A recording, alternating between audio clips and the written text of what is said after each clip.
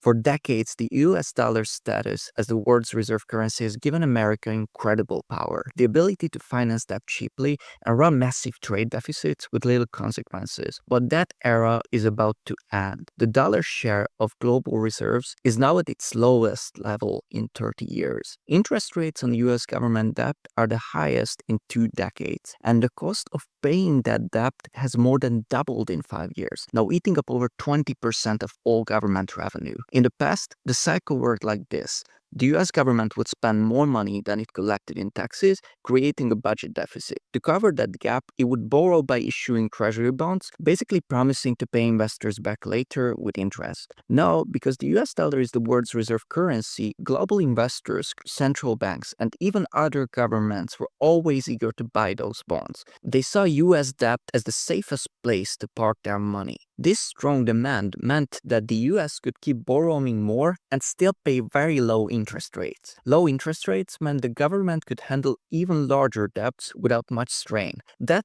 cheap borrowing allowed America to finance wars, stimulus programs, infrastructure, and social spending, all while maintaining confidence in the dollar. Foreign countries that earn dollar from trade like China, Japan, and oil exporters would take those dollars and reinvest them back into US treasuries. That created a self-reinforcing loop. The US spends money it doesn't have.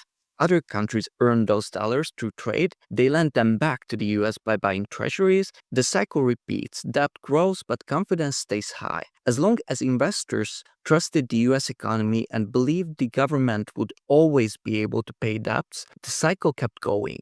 But over time, this system became addictive. Each round of borrowing made it easier to fund more deficits, pushing the national debt higher and higher, from just under $1 trillion in the 1980s to over $35 trillion today. The cycle worked beautifully for decades because of one key ingredient: trust. Trust in the US dollar, trust in its economy, and trust in its ability to always repay what it owed. But that is changing now. Economists call this the debt doom loop, when rising rates and failing confidence feed into each other until the financial system becomes a downward spiral. But Washington thinks it has a way out: a crypto reset. Use digital assets and stablecoins to rebuild trust, boost demand for US dollars, and reduce borrowing costs. Here's how it works. Every stablecoin like Tether or USDC is backed by real US dollars or treasury bills. So as global demand for stablecoins grow, so does demand for US debt. That means more buyers for treasuries, lower yields, and potentially cheaper borrowing for the government. Today, the stablecoin market is already worth about $200 billion, and experts believe it could hit $2 trillion within the next few years, making these crypto companies some of the largest holders of US treasuries in the world. But even that isn't enough.